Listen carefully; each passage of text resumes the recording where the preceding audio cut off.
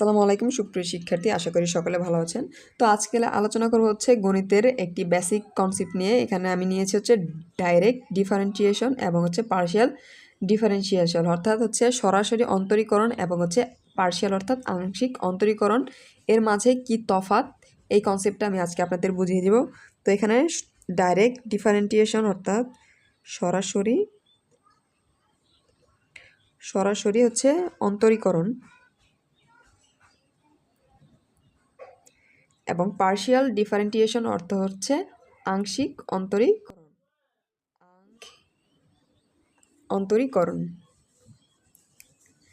এই বেসিক কনসেপ্টটা হচ্ছে আপনাদের জন্য অতি গুরুত্বপূর্ণ। আপনারা হচ্ছে ম্যাথের প্রত্যেকটি বছরে প্রায় হচ্ছে ডাইরেক্ট এবং পার্শিয়াল ইন্টিগ্রেশন বা ডিফারেন্সিয়ালের ক্ষেত্রে আপনাদের কাজে লাগবে। বিশেষ করে হচ্ছে ফোর্থ ইয়ারে আপনাদের কিন্তু পার্শিয়াল একটা আপনাদের কোর্স রয়েছে, তার নাম হচ্ছে পার্শিয়াল হচ্ছে ডিফারেন্সিয়াল ইকুয়েশন, অর্থাৎ হচ্ছে আংশিক অন্তরক সমীকরণ নামে একটি কোর্স কিন্তু আপনাদের চতুর্থ বর্ষে রয়েছে। তো আমি হচ্ছে প্রথম অংশে আপনাদের একটি ফাংশন ধরে নিলাম হচ্ছে আমি জেড একটি ফাংশন, আমি ধরে নিলাম জেড একটি দুই চলক বিশিষ্ট ফাংশন। দুই চলকটা হচ্ছে আমরা ধরে নিলাম এক্স স্কোয়ার প্লাস হচ্ছে ওয়াই স্কোয়ার, অর্থাৎ জেড এখানে হচ্ছে জেড আমি ধরে নিলাম একটি ফাংশন, যে ফাংশনের চলক হচ্ছে দুটি, এখানে চলক হচ্ছে দুটি হচ্ছে এক্স এবং ওয়াই। তাহলে এক্স এবং ওয়াই আমরা এই ফাংশনকে যদি আমরা হচ্ছে একবার ডাইরেক্ট ডিফারেন্সিয়েট করি এবং হচ্ছে আরেকবার পার্শিয়াল ডিফারেন্সিয়াল করি, তাহলে আমরা কি পাই?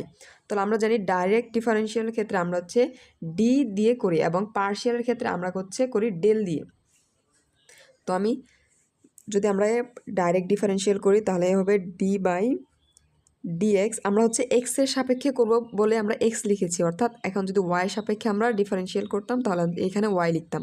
যেহেতু এক্সের সাপেক্ষে করেছি তাহলে আমরা এক্স লিখে দিয়েছি এক্স জেড, এই পাশে হবে হচ্ছে ডি বাই ডিএক্স, এখানে চলক ছিল এক্স স্কোয়ার প্লাস হচ্ছে ওয়াই স্কোয়ার। এখন হচ্ছে ডাইরেক্ট ডিফারেন্সিয়াল এর ক্ষেত্রে আমরা কি জানি, এখানে আমরা এক্সের সাপেক্ষে অন্তরীকরণ করেছি বলে এখানে এক্স লিখেছি। এখন এক্সের সাপেক্ষে অন্তরণ করছি, এখন করার ক্ষেত্রে আমরা এই অংশ যদি অন্তরীকরণ করি আমরা কি পাই?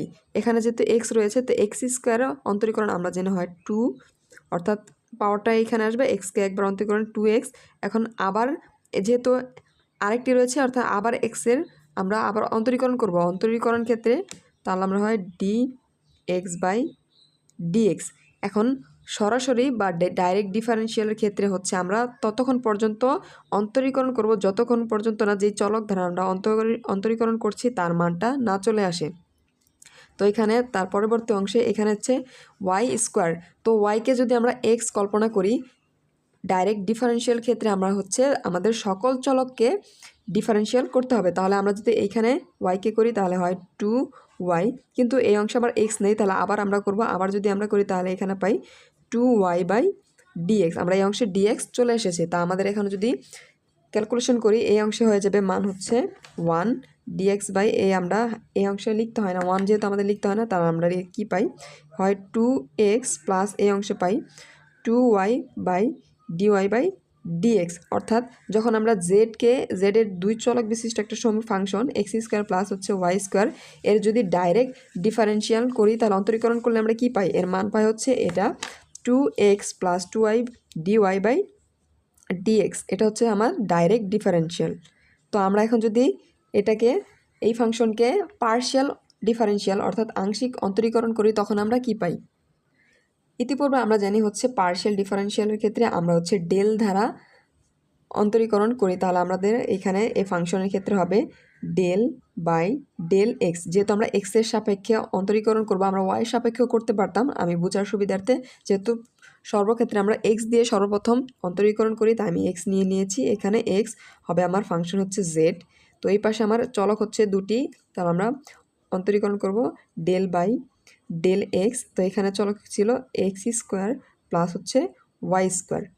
তো এখন আংশিক অন্তরীকরণের ক্ষেত্রে আমরা জানি হচ্ছে আমরা শুধুমাত্র এখানে যে চলক আমরা যদি এক্সের সাপেক্ষে যদি অন্তরীকরণ করি শুধুমাত্র এক্স যে চলক থাকবে তাকে আমরা অন্তরীকরণ করতে পারবো। বাকি যে চলক যদি থাকে ওয়াই বা জেড, বাকি যত চলক থাকবে তার মান হয়ে যাবে 0। তাহলে এই অংশ আমরা কি করতে পারি, এখানে এক্সের সাপেক্ষে যদি অন্তরীকরণ করি তাহলে আমরা যে এখানে হবে 2x 2x আর হচ্ছে 2x। এইখানে কিন্তু হচ্ছে আমাদের এই যে আমরা এই অংশে করেছিলাম যে যতক্ষণ পর্যন্ত না x চলে আসছে আমরা ততক্ষণ পর্যন্ত অন্তরীকরণ করেছি, কিন্তু পার্শিয়ালের ক্ষেত্রে আমাদের তা করতে হবে না। পার্শিয়ালের ক্ষেত্রে আমরা অন্তরীকরণ এখানে পেলাম 2x প্লাস এই অংশে কিন্তু x নেই, অর্থাৎ এই অংশে x না থাকার কারণে এর মানটা হয়ে যাবে 0।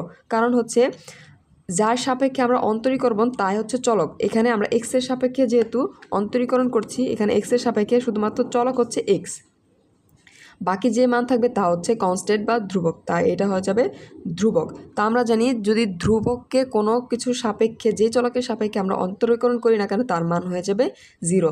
তাহলে এর মান যদি 0 হয়ে যায় তাহলে আমরা এখানে অংশে লিখতে পারি যে y² অন্তরীকরণ করলে এর মান হয়ে যায় 0। তো সুতরাং এই অংশ থেকে আমরা পাই এর পার্শিয়াল ডিফারেন্সিয়েশন হয়ে যাবে 2x।